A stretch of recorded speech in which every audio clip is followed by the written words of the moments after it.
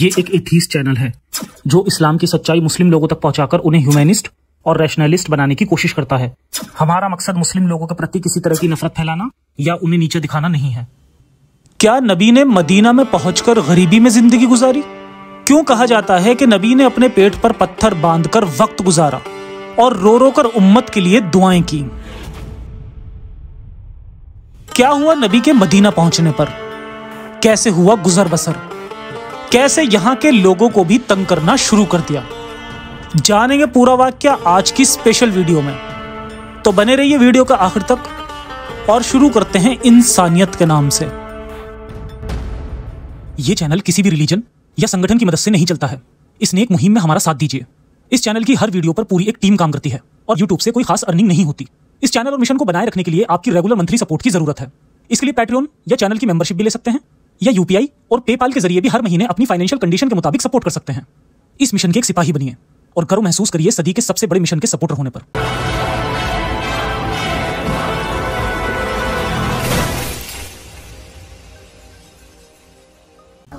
The Mohammad, जिस series में हम मोहम्मद साहब की बचपन से मौत तक के वाकये इस्लामिक किताबों से इंसानी लॉजिक के साथ जानने की कोशिश कर रहे हैं। पिछले एपिसोड में हमने जाना कि किस तरह नबी मक्का से मदीना हिजरत यानी पलायन करते हैं और कैसे अपने मक्का से भागने के लिए मक्का के मुशरिकों पर उनकी हत्या की साजिश करने का इल्जाम डालते हैं।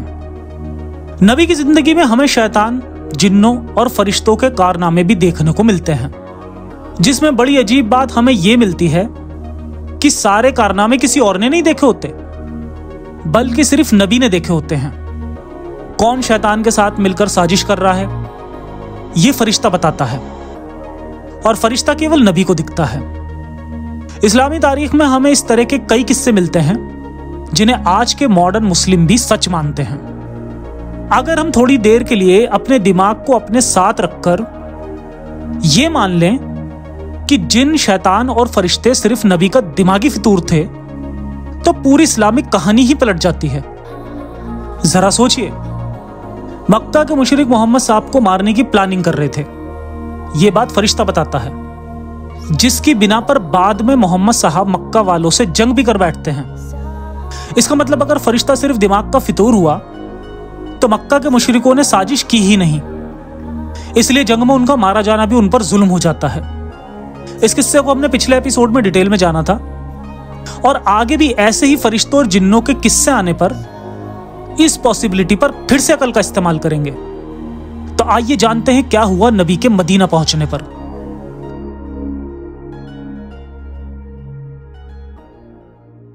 मदीना के पुराने हालात। मोहम्मद साहब के आने से पहले मदीना कई कबीलों का शहर हुआ करता था, जहां कुछ कबीलों में कुछ बातों पर आपसी झगड़े भी थे, पर जिंदगी बेहतर चल रही थी। यहां पर यहूदियों के काफी कबीले भी आबाद थे, जो कि अपना कारोबार का सिलसिला बखूबी और नरमी के साथ चला रहे थे। इस्लामी तारीखी किताबों का मुताला यानी स्टडी करने के बाद यह बात मालूम पड़ती है कि उस वक्त में मदीना में दो किस्म के लोग रहा करते थे। पहले तो वो जो मदीना के पुराने और असली कबीले से ताल्लुक रखने वाले मुशरिक, जो कि अब तक ईमान नहीं लाए थे, और दूसरे यहूदी। यसरिब यानी मदीने में यहूदियों के 3 मशहूर कबीले हुआ करते थे। नंबर 1 बनु कैनुका, ये खजरज कबीले के दोस्त थे और इनकी आबादी मदीने के अंदर ही थी।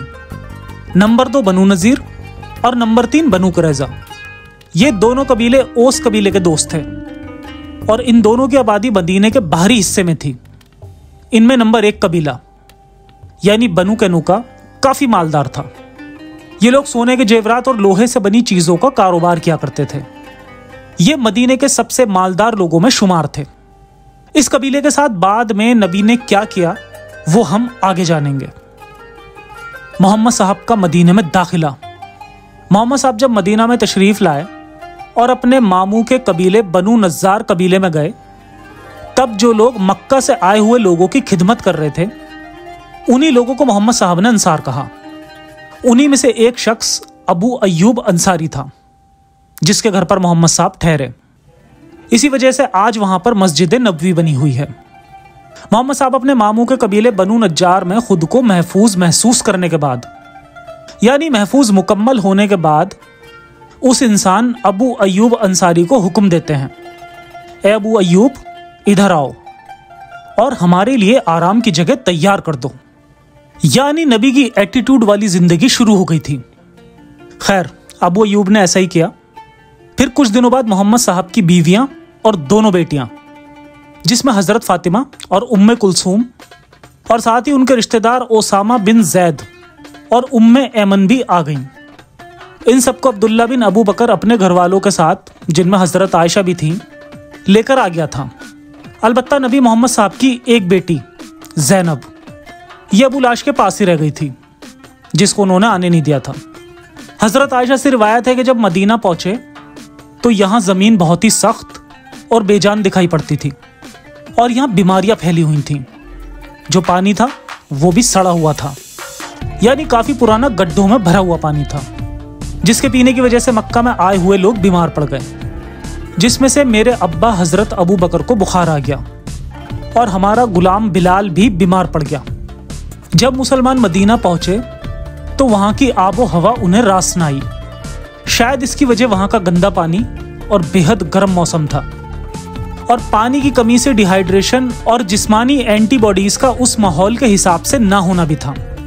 इस बात के पूरे चांसेस हैं कि इन बीमारियों से बचने के लिए नबी ने अपने लोगों को ऊंटनी के दूध में ऊंट का पेशाब मिलाकर पीने की तरकीब बताई होगी। और ये मैं ऐसे ही नहीं कह रहा। दरअसल कुछ हदीस और तारीख की किताबों में देखने पर हमें पता चलता है कि मोहम्मद साहब ने मदीना में फैली हुई वबा यानी बीमारी के इलाज के लिए ऊंटनी के दूध में ऊंट का पेशाब मिलाकर पीने की तरकीब बताई थी, और लोगों ने ऐसा किया भी, जो कि एक और इस्लाम की जहालत के अलावा कुछ नहीं है। खैर, आगे तबरी में आता है कि एक दिन आयशा मोहम्मद साहब के पास आकर उन्हें खबर देती है कि मदीना में बहुत ज्यादा बीमारियां फैली हुई हैं, जिसकी वजह से लोगों को बुखार, उल्टियां और पेट दर्द की दिक्कत बनी हुई है। आज की मॉडर्न दुनिया के हिसाब से देखा जाए तो ये सिम्टम्स डायरिया और फूड पॉइजनिंग के हैं, जिसके इलाज भी आज बहुत आसानी से अवेलेबल हैं। लेकिन तब शायद अल्लाह और मोहम्मद साहब को इस बारे में कुछ नहीं पता था, इसलिए बेचारे नबी ने लोगों को ऊंट के पेशाब को ऊंटनी के दूध में मिलाकर पीने की सलाह दी। और फिर एक ख्वाब का जिक्र किया, जिसमें उन्होंने कहा कि मैंने ख्वाब में देखा कि एक बिखरे बालों वाली काली औरत मदीना से निकली और जहिया यानी जोफा में जा उतरी, जिसका मतलब यह है कि बहुत ही जल्दी मदीना से बीमारी निकलकर मदीना से काफी दूर एक बंजर जगह थी, वहां चली जाएगी। अब वैसे तो ये केवल एक ख्वाब है, लेकिन बीमारी भी काली औरत की शक्ल में ही दिखाई दे रही है, जो कि इस्लाम में नस्ल परस्ती यानी रंग भेद की ओर भी इशारा करती है, जिस पर मेरी ये वीडियो भी है, जिसमें नस्ल परस्ती से रिलेटेड और भी बहुत सारे खुले इशारों पर बात हुई है, जरूर देखें। खैर, इस सपने के बाद भी इसका यह मतलब कतई नहीं था कि वो बीमारी फौरन चली गई। काफी रिसर्च के बाद पता चलता है कि मदीने की आबो हवा की बीमारी ऐसे ही बनी रही, और बाद में हिजरत करने वाले लोग इस आबो हवा के तरीके में ढल गए, या यूं कहें कि उनका इम्यून सिस्टम इतना स्ट्रांग हो चुका था कि वो मदीने के आबो हवा को झेल सकते थे। कहानी पे वापस आते हैं। तबरी और इब्ने हिशाम में आता है कि जहां आज मस्जिद नबवी है, वह जगह 2 यतीम बच्चों की थी, जिसको मोहम्मद साहब ने फिदिये के तौर पर ले लिया था। यानी हमें यहां पता चलता है कि एक नबी ने इन यतीम बच्चों को भी नहीं छोड़ा और उनकी जमीन हड़प ली।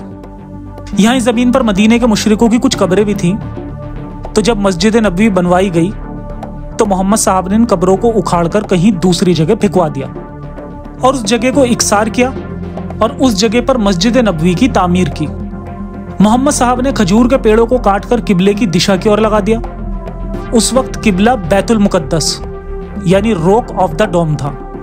मस्जिद के दरवाजे के बाजू पत्थर के थे, दीवारें कच्ची ईंट और गारे से बनाई गई थीं, छत खजूर के पत्तों की चटाई से बनाई गई और खजूर के पेड़ों के तने से खंभे बनाए गए। जमीन पर रेत और छोटी छोटी कंकड़ियां बिछाई गईं और इस मस्जिद में 3 दरवाजे लगाए गए। मस्जिद की किबले वाली दीवार की तरफ से पिछली दीवार पर एक 100 हाथ की लंबाई थी और चौड़ाई भी उससे कुछ ही कम थी, और मस्जिद नबवी की बुनियाद लगभग 3 हाथ गहरी थी। यह मस्जिद सिर्फ नमाज अदा करने के लिए नहीं बनाई गई थी, बल्कि यहाँ पर मोहम्मद साहब मुसलमानों को ज़हनी तौर पर मालो दौलत हासिल करने और इस्लाम को पूरी दुनिया में फैलाने की तालीम भी लोगों को दिया करते थे। और अगर किसी कबीले के बीच में कोई लड़ाई होती या कोई छोटी मोटी बातें झगड़े का रूप ले लेती, तो ये उन कबीलों के फैसले भी इसी मस्जिद में किया करते थे।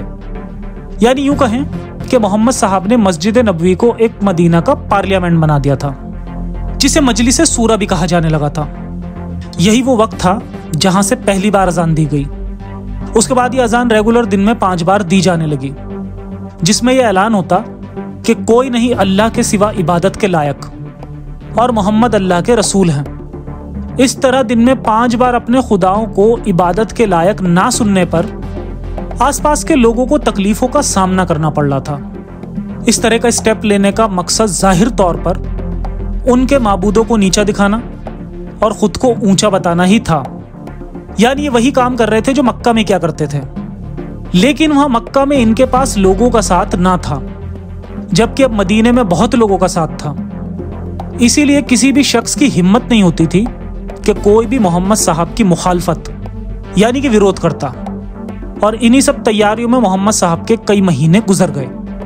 मस्जिद नबवी के साथ साथ मोहम्मद साहब और उनकी बीवियों के लिए हुजरे यानी कि घर भी तैयार किए गए।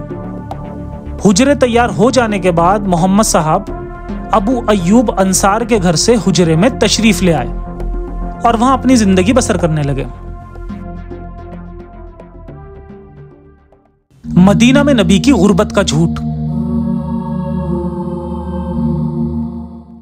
बहुत सी हदीसों में हमें यह भी देखने को मिलता है कि मोहम्मद साहब के शुरुआती मदनी दौर में उनके घर में फाके हो रहे थे और कई दिन उनके यहां चूल्हा नहीं जलता था। क्या यह सच हो सकता है? तारीखी किताबों से ही हमने जाना कि मोहम्मद साहब मदीना में एक मेहमान की हैसियत से रह रहे थे, जो कि ओस और खजरज के बुलाने पर मक्का से मदीना आए और वहां उन्हें अपने मामा का कबीला यानी बनु नज्जार का भी साथ मिल गया था, जिसकी वजह से उनकी जिंदगी बेहतरीन चल रही थी, यानी किसी चीज की कोई कमी नहीं थी। फिर एक सवाल यहां पर यह भी है कि ये कबीले के लोग जिन्होंने मोहम्मद साहब की जिंदगी की हिफाजत और परेशानियों में साथ देने की कस्में खाई थी कि वो अपने बीवी बच्चों से भी ज्यादा उनका ख्याल रखेंगे, तो वो लोग मोहम्मद साहब को किसी भी तरीके से परेशानी कैसे आने दे सकते थे? इसी सिलसिले में बहुत सी तारीख की किताबों का मुताला यानी स्टडी करने के बाद भी हमें मोहम्मद साहब के फाके करने वाले दिनों के बारे में कुछ नहीं मिलता। दरअसल वो सभी हदीसें जो कहती हैं कि मदनी दौर में उनके घर में फाके हो रहे थे, वो बिल्कुल झूठी बातें हैं, जिसकी वजह साफ है। जो आदमी पूरी तरह से कई कबीलों और अपने ननिहाल के घर में मजे से रह रहा हो, वो आदमी कैसे भूखा प्यासा रह सकता है? दरअसल ये हदीसें बहुत बाद में गढ़ी गईं, जिनका मकसद बहुत क्लियर है। मोहम्मद साहब को एक बेचारा और लोगों का सताया हुआ मजलूम इंसान दिखाना। आज के दौर में बहुत सारे पीसफुल मॉडर्न मुस्लिम्स भी इन हदीसों को सच मानते हैं और अक्सर इन्हें कोट करके नबी को डिफेंड करते हैं, जबकि ये झूठ के सिवा कुछ नहीं। मोहम्मद साहब की जिंदगी के मरहले। तारीखी किताबों के हिसाब से हम मोहम्मद साहब की हिजरत के बाद की जिंदगी को 3 मरहलों में बांट सकते हैं। मरहले का मतलब यहाँ उनकी जिंदगी में घटने वाली घटनाओं यानी कि इवेंट्स से है। नंबर 1, मोहम्मद साहब के मदीना में दीन की दावत देने के बाद मदीना में उनके द्वारा की गई लड़ाइयाँ और दूसरे कबीलों पर की गई उनकी जबरदस्ती की चढ़ाई यानी कि जंगे वगैरह पहला मरहला है, जिसको हुदैबिया समझौते पर यानी कि हिजरी 6 में खत्म कर दिया जाता है। नंबर 2, मोहम्मद साहब के बड़े दुश्मनों से जो समझौते हुए थे, ये मरहला मक्का को फतेह करने के बाद रमजान 8 हिजरी पर खत्म होता है। नंबर 3, मोहम्मद साहब की जिंदगी में सबसे ज्यादा अहमियत रखता है यही मरहला। मदीने में कौमों और कबीलों के लोगों को इकट्ठा होने पर मोहम्मद साहब को उनका लीडर चुनने के बाद और उनकी जिंदगी की सबसे बड़ी जीत यानी मक्का फतेह और फिर मक्का से आगे इस्लाम में होने वाली वजहों और मोहम्मद साहब की वफात यानी मौत तक चलता है। तारीखी किताबों में दिए गए इन्हीं मरहलों के मुताबिक हम नबी की जिंदगी आगे के एपिसोड्स में भी जानेंगे। खैर, चलिए कहानी पर वापस आते हैं। मोहम्मद साहब को मदीना में रहते हुए काफी वक्त हो गया था और हिजरत करने वाले लोगों के पास कोई कारोबार ना था। ये बेरोजगार और परेशान लोग जब नबी के पास आकर शिकायत करते कि हमें कुछ जरिया बताओ कि हम अपने भूखे बच्चों के पेट पाल सकें, तब अल्लाह ताला मोहम्मद साहब के जरिए लोगों को दिलासा देने के लिए इस तरह की फिजूल की आयतें पेश करता था। कुरान 62:2 वही है जिसने अनपढ़ लोगों में से एक रसूल भेजा, उन्हीं में से जो पढ़कर सुनाते हैं उन्हें अल्लाह की आयतें और उन्हें साफ करते हैं और तालीम देते हैं उन्हें कुरान और हिकमत की, हालांकि इससे पहले वो खुली गुमराही में थे। और जब लोग बाग मोहम्मद साहब से अल्लाह और उसके दीन पर कोई सवाल उठाते हैं तब ये आयत नाजिल होती है।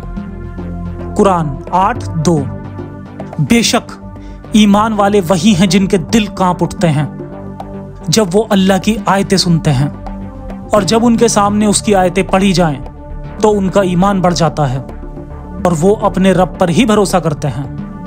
अल्लाह भरोसा तो ऐसे दे रहा है जैसे कि आज रात को ही आसमान से उनके लिए कोई शय भेज देगा, लेकिन ऐसा हुआ नहीं। अल्लाह ने उनका पेट भरने के लिए उनसे गलत काम ही करवाए, जो आगे हम तफसील से जानेंगे। नबी की वजह से मदीना की परेशानियां। मदीना में दो तरह के मुसलमान थे।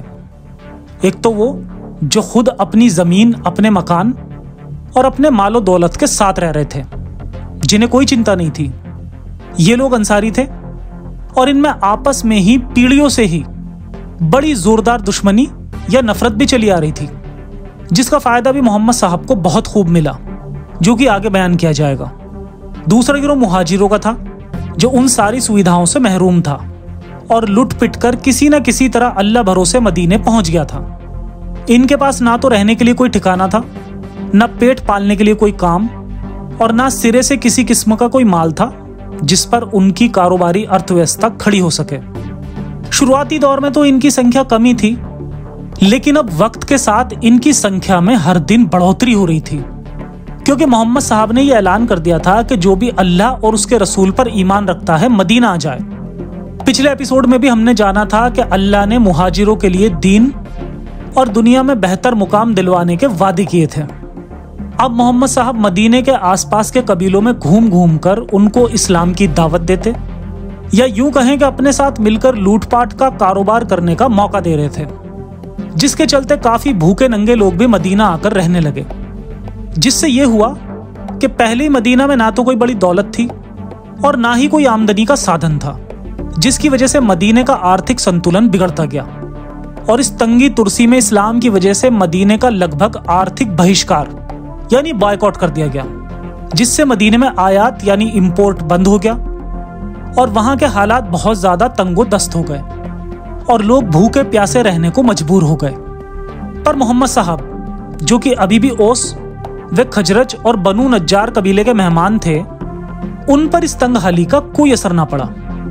मदीने के मुशरिकों में एक इंसान जिसका नाम अब्दुल्ला बिन उबई बिन सलूल था।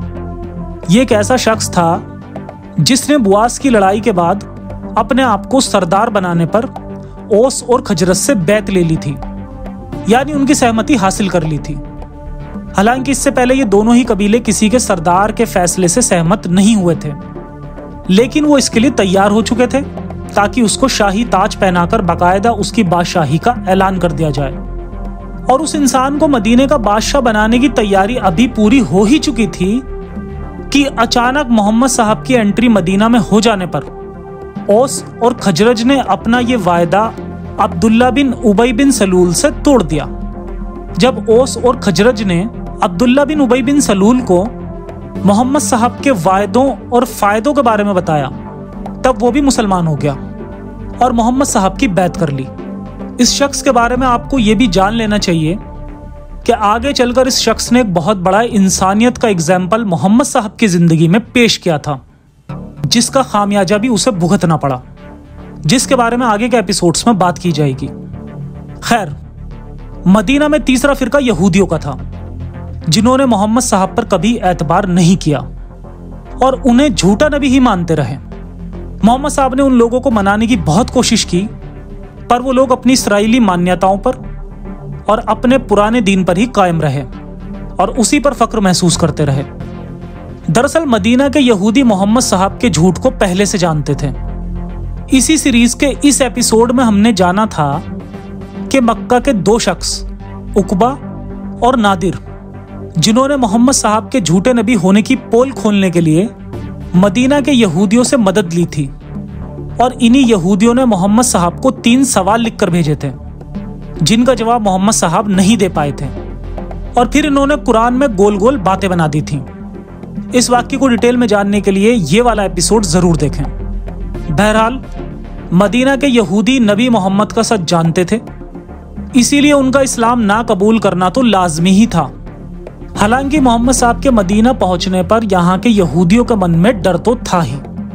तबरी से ही पता चलता है कि मोहम्मद साहब ने अरबियों का माल मुसलमानों को हलाल कर दिया, जिसके लिए एक आयत भी उतारी गई। अब क्योंकि वैसे भी उस वक्त में लूटमार होना आम बात थी, पर ज्यादातर लूटमार के शिकार ये यहूदी लोग ही हुआ करते थे, क्योंकि ये कारोबारी लोग थे। इसलिए इस तरह की आयत के बाद उनके मन में डर होना लाजमी था।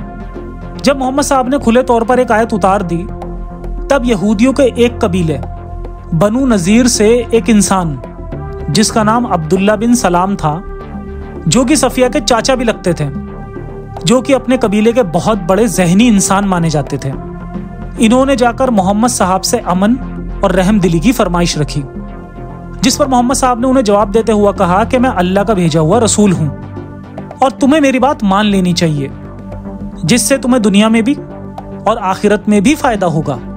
दुनिया में फायदा मतलब माल गनीमत का फायदा, और आखिरत में फायदा मतलब जन्नत का फायदा। अब्दुल्ला बिन सलाम ने मोहम्मद साहब की पेशकश सुनी और उसका दिमाग भी बदल गया, और वो भी मोहम्मद साहब के साथ हो लिया, और अपने ही लोगों से गद्दारी करते हुए उसने यहूदियों के कबीलों की राजदारी और कमजोरी मोहम्मद साहब को बता दी, जिसके बारे में हम आगे जानेंगे।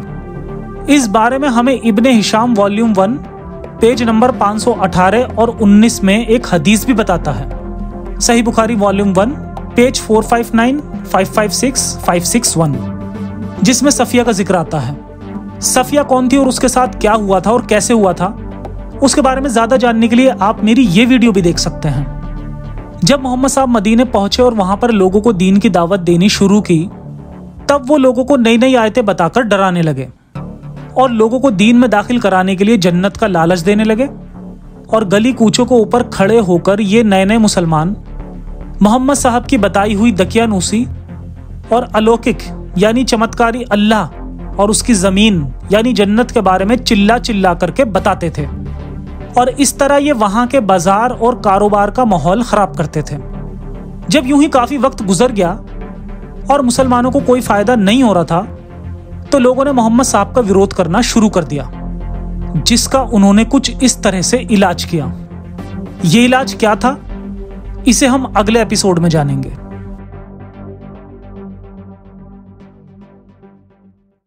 तो ये था वाकया नबी मोहम्मद का मदीना पहुंचने के बाद का, जिसमें नबी ने ना केवल उन लोगों के खुदाओं को इंसल्ट करना और उन्हें परेशान करने की हरकतें जारी रखी, बल्कि लोगों को गुमराह भी किया। जबकि हदीसों में हमें झूठी बातें पेश की गईं कि उन्होंने पेट पर पत्थर बांधकर गुजारे किए और गरीबी में जिंदगी गुजारी। इस तरह के ना जाने कितने झूठ हैं जो इस्लाम में जगह जगह बोले गए हैं, ताकि मोहम्मद साहब को मजलूम, सच्चा और अच्छा इंसान और इस्लाम को बेहतरीन मजहब दिखाया जा सके।